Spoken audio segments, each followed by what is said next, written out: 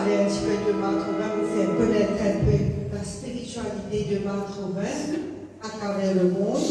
Et là, il y a Fabrice et Cathy qui sont des amis du foyer, qui viennent souvent nous aider. Alors, ils ont préparé quelque chose de très beau pour visionner sur Marthe Robin. Bien sûr, c'est Amala qui est avec nous, qui est une partie des membres du foyer. Ils sont 8 ici. Et voilà Amala qui est ici avec les membres du foyer, à prier, à travailler, à cheminer. Depuis combien d'années, Amala? Combien d'années tu es là? Alors, je suis là depuis 1968. J'ai reçu le baptême ici. Je me suis engagée à vie dans cette œuvre, le foyer de charité. Je m'appelle Amala. Je suis baptisée comme vous, laïque consacrée, appelée à la sainteté comme vous. Alors, juste pour voir un peu, quand tu sortis un peu quel endroit? Rosile, Sainte-Odile, Beaubassin, Saint-Anne, Guerpille. Alors, on a tout évoqué ça un peu là, hein? Alors, merci pour votre présence. Vous connaissez l'histoire un peu de Marthe Robin et Foyer de Charité? À quoi dit tout? Personne n'a dit tout?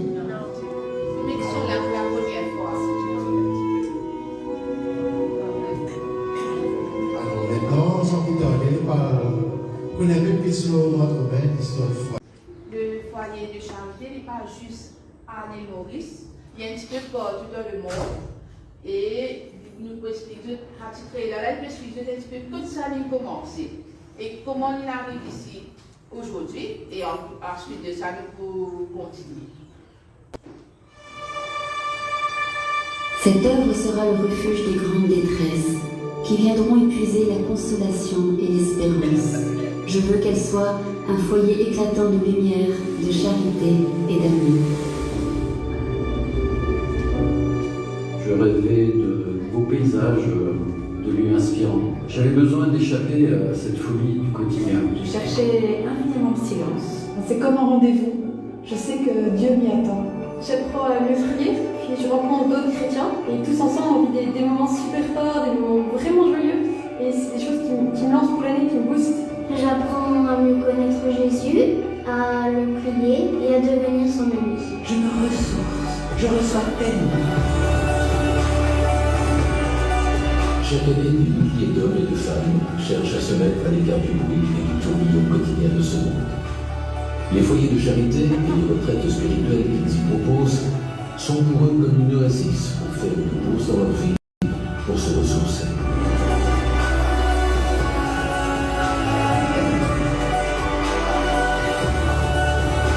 L'œuvre naît de l'appel que Marthe Robin, grande figure spirituelle du XXe siècle, a reçu de Dieu de créer ces lieux nouveaux. Avec le concours du père Georges Finet, Marthe Robin crée en 1936, dans un petit village de la Drôme, le premier foyer de charité. Au fil des années, d'autres foyers de charité ouvrent un peu partout dans le monde. Aujourd'hui, 80 foyers sont ouverts dans 42 pays.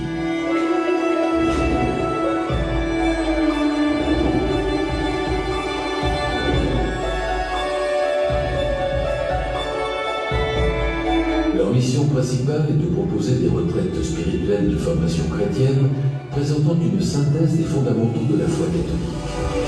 Notre couple, ce lieu compte beaucoup. C'est un endroit où on se retrouve beaucoup ensemble. On a beaucoup de temps tous les deux. On est totalement libérés des préoccupations du quotidien. J'avais tout laissé tomber concernant la religion. Et en venant ici, j'ai été bien accueillie, écoutée. C'est ce que je voulais, c'est ce que je cherchais en fait. Accueillis comme en famille, les participants sont invités à vivre un temps de retraite en silence et à se mettre à l'écart du monde pour se ressourcer. Les foyers revivifient et fortifient les chrétiens dans leur foi.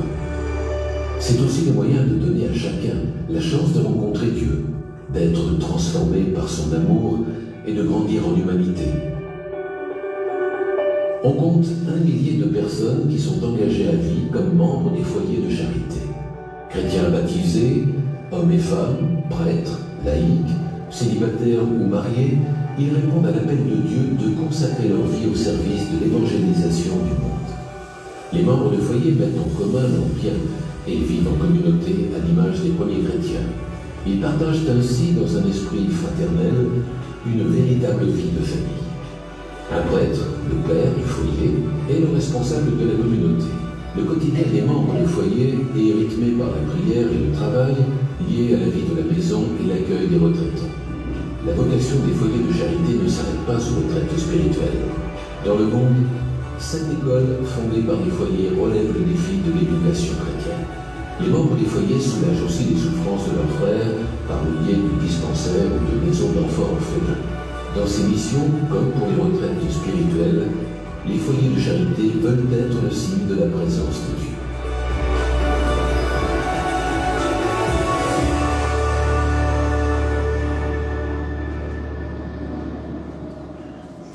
Alors, pour notre petite présentation sur mode, donc, Mode Robin, comment je l'ai trouvé là, donc il est né en 1902, un 13 mars, et c'est fille d'une famille de 6 enfants.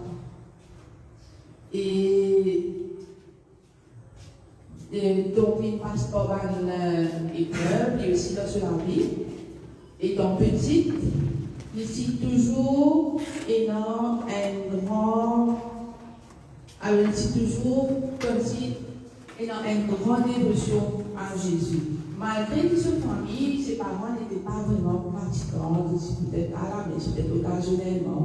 Donc c'était un village dans le sud de Lyon, dans une plaine, comme on disait, c'était la ferme, Châteauneuf de Galon. Donc, et voilà un petit peu, nous présenter un petit peu les photos et tout. Dans cette famille, la quotidien, la maison où tu étais, et malgré il y a l'occasion d'aller à la maison, tout ça, donc pareil. Hein? Donc, oui, très simple, très jovial. Donc, voilà, il s'agit l'école, etc. Mais jusqu'à qu'à un moment, c'est une épidémie de typhoïde. Et là, cela santé pas trop trop. Il commence malade de temps en temps, la santé à ce moment commence à être fragile. Il a besoin justement d'arrêter l'école à l'âge de 13 ans par rapport à sa maladie. Et là, il commence à participer un petit peu à la vie de la ferme, il occupe un petit peu, il est capable de soutenir la famille, donc à sa école. Et la maladie, malheureusement, continue, et en 16 ans, il est paralysé. Et quand il arrive à ce stage-là, il se trouve, comment dire, un petit peu un inconvénient, comment dire, pour sa famille. Donc, de temps en temps, il se fait faire un petit broderie, comme ça, il est capable de participer un petit peu au roulement de la famille. Et durant sa temps de souffrance, de maladie, moi, jamais tout le temps, comment dire, de temps en temps, même depuis ce temps d'enfance, il continue à faire ce petit chapelet, etc. Et il a la chance, quelque part, à travers ça, et dans ce premier communion à bord. Et quand il vit ce premier communion, c'est là, comment dire, il vit quelque chose d'extraordinaire. Il sentit vraiment sa proximité qui est là avec Jésus, que Jésus, vraiment, il vit dans ce week-end. Et moi, de l'âge de 16 ans jusqu'à l'âge de 26 ans, c'était une difficulté énorme qui n'est passée. Il paraît que tout le monde se dit, il trouvait dans l'école, dans le travail, dans la famille. Mais il était là, à l'âge de 16 ans jusqu'à 26 ans, il est cloîtré. Il n'est plus capable de poser, il est paralysé, il n'est plus capable de poser, il n'est plus capable de faire dormir. Et il vivait une grosse souffrance pendant tout ça, 10 ans qu'il est passé. Grosse souffrance, là sur place. Il dit, mon Dieu, qui me fait pour pas faire dormir, pour dire, pas casser avec moi, pas faire dormir avec moi. Et là, pendant ce temps de souffrance, un peu vers la fin, il commence à avoir une apparition de Marie, qui, depuis dans la journée du mariage, ils vivent beaucoup dans l'apparition de Marie. Le mari nous visite dans sa souffrance. Et Jésus aussi nous visite. Jésus dit, et voilà, est-ce qu'il te prêt pour servir sa souffrance-là, pour faire une grande œuvre que Jésus a envie de faire dans le monde, pour être bandit pour nous, à travers notre tête spirituelle, à travers tout ça. Est-ce qu'il te prêt à vivre sa souffrance-là, dans sa souffrance-là, pour découvrir ça l'amour-là, dans sa souffrance-là? Voilà, c'est un peu là que, comment il dit à Jésus, mais comment on peut faire? Là, pour atteindre le lit, on va capable de faire ça. Et c'est là que Jésus avait dit, avec deux prêtres capucins en ligne, et il a le Père fini, qui vient avec lui, qui vient visiter, et qui vient guetter. Et là commence l'histoire, commence la source de l'œuvre, commencer à travers ces deux prêtres qui viennent visiter. Et moi, pendant toute sa vie, juste après ça, ils vivent avec juste l'Eucharistie. Pas capable de manger, pas capable de boire. Ils vivent avec l'Eucharistie, avec les deux. Ils sont capables de boire. Ils vivent juste avec l'Eucharistie. Pendant 52 ans. Après les 26 ans. Et voilà un peu comme si Côte Sainte démarrait, Côte Sainte commençait. Et Maud, après qu'il y a une visite des prêtres, là il commence à faire le foyer. Il trouvait qu'il faisait faire le foyer de charité. Le foyer de charité, c'est un lieu comme la retraite spirituelle qui fait. Retraite spirituelle pour les couples, pour les gens malades, pour les jeunes. Tout cela il fait à travers ça. Et c'est les laïcs engagés. C'est pour ça qu'ils ont trouvé dans la mort du foyer qui peut continuer son travail là aujourd'hui. Et les laïcs engagés pour être au service des gens, comme de tous. Et à l'île Maurice, donc, comme vous voyez, en 1963, est né ici le foyer de charité. Et juste pour reprendre un petit peu en marche avec Marie, donc là, dans sa période mariale, avec l'Assomption qui nous fêtait là, il peut faire notre journée mariale aujourd'hui. Je mets quelques phrases de Mont Robin qui disait que c'est Marie qui m'a tout appris. Donc, si elle a connu Jésus à travers Marie. Marie l'a tout le temps soutenue, accompagnée. Et Marie, c'est l'espérance dans la nuit. Donc, Maud, dans sa chambre, on pensait pas se trouver un petit peu au début. C'était pas trop capable avec la lumière. Donc, il y a un petit peu ça qui est capable d'expliquer comment Marie, il a été seule la lumière dans un moment de ténèbres. Et dans sa même chambre là, et il n'a plus de pendant tout cela qui nous vit jusqu'à l'âge de 80 ans. Et pendant tout cela, il y a plus de 100 000 personnes qui viennent visiter. C'est-à-dire, sans qu'il sorti dans la chambre là, m'a dit, il vient visiter pour comme si il m'a dit malade, il m'a dit pas bien, il m'a dit pas sentir bien. Donc, je viens visiter et je suis sorti là avec beaucoup de joie. Beaucoup de joie parce qu'il mort malgré son maladie, c'était une personne joyeuse. Malgré qu'il a la chambre qui sombre, il y avait beaucoup de joie en elle. Il y a même un petit monde qui se racontait une fois, et assez récent, quand il rentrait, il rappelait pour moi qu'il arrivait, il rentrait et il fait visiter la chambre. Oh, tiens, et puis là, il visite la chambre, et quand il sortit, il ne peut pas crier. Il s'en sentait un peu bizarre parce qu'il avait rié. Il avait compris qu'il arrivait une dizaine religieuse, et qu'il fait mauvais rier comme ça. Il dit, mais voilà, moi c'était une personne joyeuse. C'est pour ça que les gars ont fourri, elle a sa joie là. Malgré son maladie, c'était une personne joyeuse. Et pour revenir les foyers de charité, nous commençons en France, et ça dans plusieurs pays dans le monde entier. Il y a plus de 80 foyers de charité dans le monde entier, et qui là pour être au service. Maintenant, on parle Amala. Et donc, moi, elle est décédée pas trop longtemps, il est dans le monde en 1981. Donc, il n'est pas trop loin avec nous. C'est quelqu'un qui est assez proche, je ne peux pas dire, il donne le siècle, il donne les temps. Et justement, il y a des personnes qui font son rencontre. Et aujourd'hui, nous avons Amala même qui est là avec nous, qui a eu la chance. Et non, qui déjà encore fait la visite sur la chambre. Par là, et je sens sa présence. Amala, elle a été là, elle n'est pas ici, et Maud était là. Donc, nous avons la chance aujourd'hui d'accueillir Amala qui est capable de partager avec nous ce témoignage et cette expérience. Alors, Maud, c'est vrai que j'ai eu la grâce d'entrer dans sa chambre, de lui parler, de l'entendre, d'entendre sa voix. Mais Maud est là aujourd'hui. Elle a dit, je serai dans tous les foyers de charité, dans le monde entier, même dans les foyers les plus éloignés, je serai présente et toutes les personnes qui viendront dans les foyers de charité partiront avec une grâce spéciale. Alors, quand je suis entrée dans sa chambre, elle était dans son lit. Je n'ai pas eu l'impression d'être devant une personne souffrante, malade. Et pourtant, pendant 50 ans, elle est sur ce lit, souffrant constamment. Je dirais que c'était une personne en bonne santé dans sa maladie. Et j'entendais sa voix simple, limpide, une voix qui remplit vraiment la petite chambre.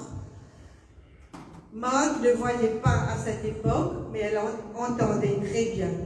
C'est une chambre un peu obscure, parce qu'elle ne voyait pas, elle ne pouvait pas supporter la lumière. Alors ce que j'ai retenu, c'est que après avoir parlé, j'avais traversé un moment d'épreuve assez dur, et elle m'a écoutée, elle m'a éclairée, et elle a prié. Et après, nous avons prié ensemble, et sa manière de prier, elle m'emportait avec elle, comme dans une communion avec Dieu. Cette petite chambre, c'était comme un petit coin du ciel. Il y avait là la présence de Dieu et la présence de Marie. Ce qui est merveilleux chez Maud, elle ne s'est pas réfugiée dans sa maladie. Elle a décidé un jour à s'offrir, faire l'offrande de toute sa vie. Sa maladie, sa souffrance, tout, avec joie. Elle a compris que le Seigneur lui demande une mission spéciale.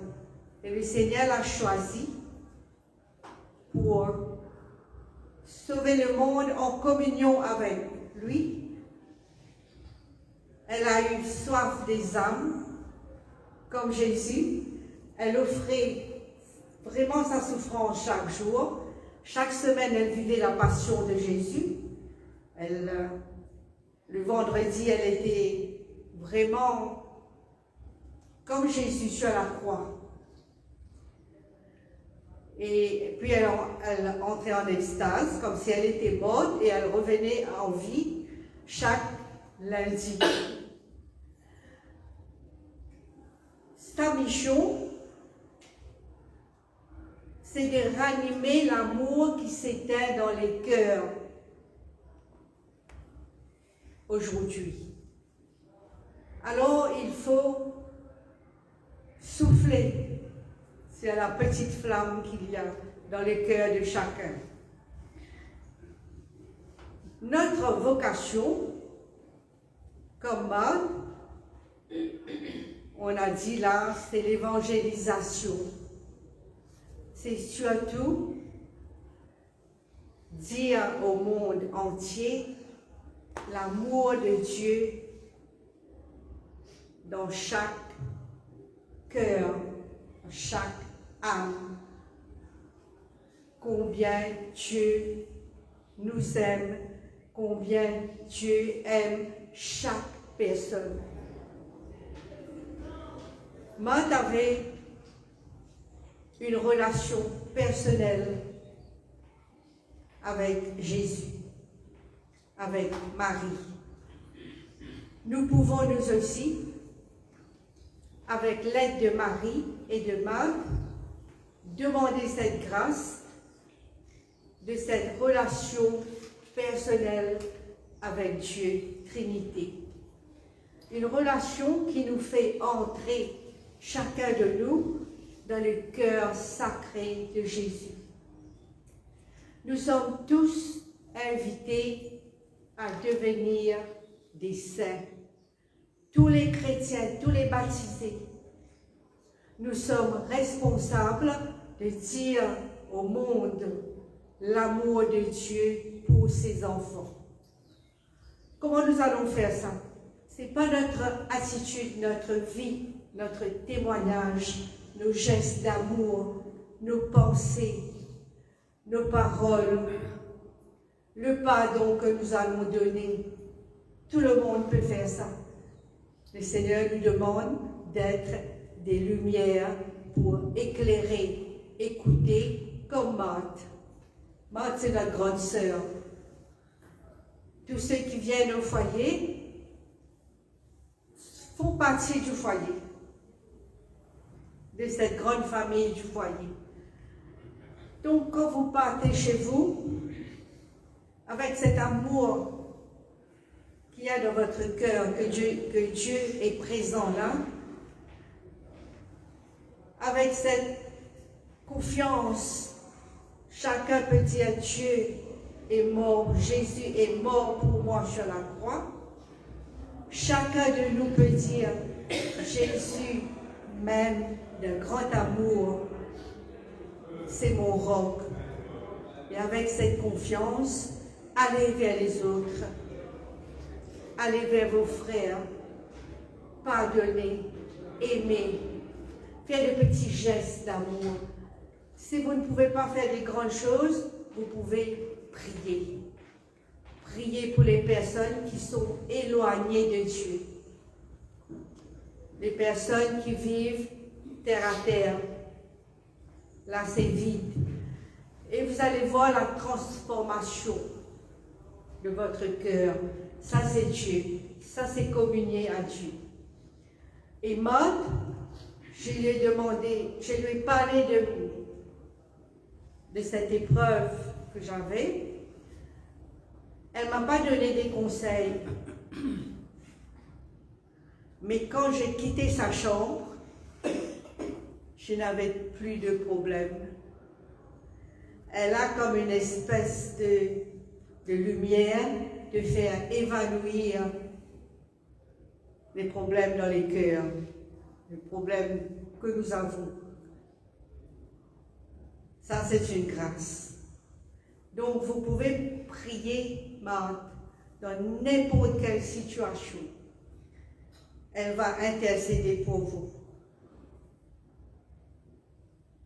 Voilà un peu mon témoignage chez Marthe.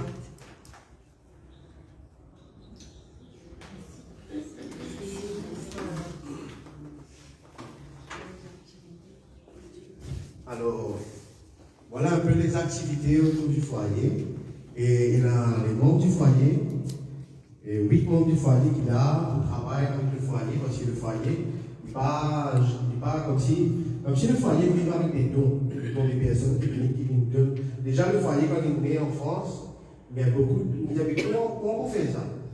Et là, maintenant, il commence à venir, même ici, hein, le foyer ici, c'était un petit bâtiment qui s'est rendu à l'époque. Alors, il y a un petit bâtiment qui se construit à l'Antiquité. Après, doucement, il a amélioré, et puis il y a ce joli cadre qui est dans la nature, qui est là autour de nous. Donc, tout ça fait que ça va une activité-là capable de prendre place, capable de prendre forme, les retraites spirituelles qu'il fait ici pour les couples. Même moi, Cathy, même vivre une première retraite ici, en tant que couple, en 2021, nous vivons une retraite couple ici, et puis quand nous vivons sa retraite-là, nous vivons des affaires que nous disons. Nous disons, nous vivons encore, nous vivons et maintenant pour laisser les autres couples aussi vivre ça, des affaires que nous vivons là. Donc, ça touche nous les guerres. Mort touche nous à travers Jésus, touche nous à travers mort, à travers ce l'œuvre qui initie à travers les gens qui sont là. Déjà avec le sourire des étudiants. Et comme on nous dit quand nous venons ici, nous sommes mon père, nous venons nous donner un coup de main, quand nous avons servi manger, servi sans affaire, nous l'avons donné un coup de main. Mon père dit non, quand vous venez, vous avez avec les membres du foyer, une cause posée, habituée, Et moi, j'ai avec Dieu, quand Dieu, là, pas pitié, quand la vocation de mort, vraiment, quand ça sortit, qui est là dans les membres du foyer, qui fait, qui est capable de faire tout ça dans le retraite, capable de faire tout ça dans l'œuvre qui est dans le foyer. Là. Donc, nous venons, nous pensons côtoyer maintenant, nous sommes soirs, nous côtoyons Dieu, et nous racontons, nous disons des histoires qu'il a racontées nous. Et puis, voilà, les choses sont faites. Et puis, il y a d'autres retraites aussi. Alors, tout le long de l'année, tout à l'heure, la même les questions, ça veut dire qui va une retraite qui est dans donc il y a le programme. Le programme, vous pouvez appeler au foyer, à ceux qui pourraient vous donner plus de renseignements, mais sinon, si j'étais dans la page Facebook, ou bien si je peux quelqu'un qui est dans la page Facebook, je vais aller sur la page du foyer. Donc, au début de l'année, on peut filmer le programme pour toute l'année. Et les retraites, il y en a pour tout le monde. Et dans, comment on dit, pour les couples, et non même pour les célibataires, et non pour les jeunes, et non pour guérison intérieure. Et voilà, donc, et non aussi la retraite de 3 jours, mais il y a aussi des retraites fondamentales de 6 jours, c'est-à-dire comme avant la veillée, pour la veillée pascale, et non pour la Pentecôte, il termine par la veillée, pour la Noël et pour le Nouvel An. Et là aussi des messes spéciales et aussi des soirées qui se font là. Il y a beaucoup de personnes qui viennent. Donc, je capable, j'ai envie de vivre différemment. Je finis, je t'inscris à eux. Et dans la soirée qui se déroule avec le dîner, etc. Et nous passons un moment très convivial, en famille, ensemble avec tout le monde. Donc, tous ceux qui viennent ici, nous recevons chaque personne avec tout notre cœur et on connaît aussi que toute partie du monde de ce village, je viens avec notre cœur et je passe un moment spécial. Et voilà, donc pour résumer aussi, donc le pape François intégré notre père comme vénérable en 2014, donc c'était le pape François.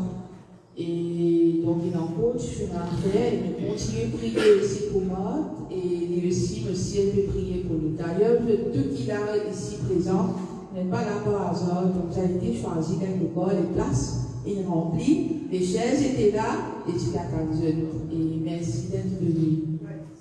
Puis donc, vous pouvez être vénérable. Vénérable, ça veut dire que l'Église reconnaît Marc comme un baptisé, une baptisée qui a vécu sa vocation de chrétien jusqu'au bout.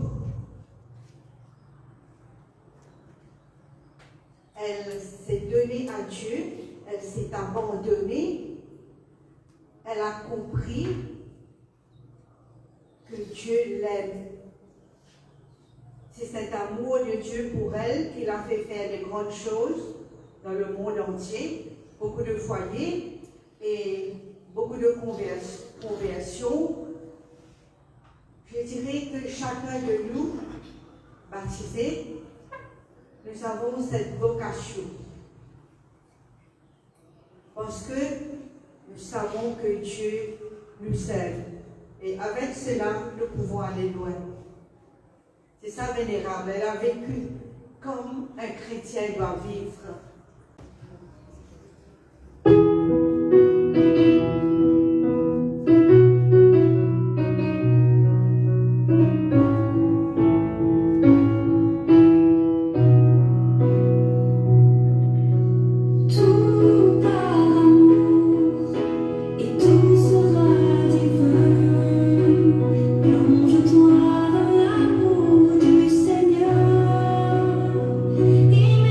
Consoler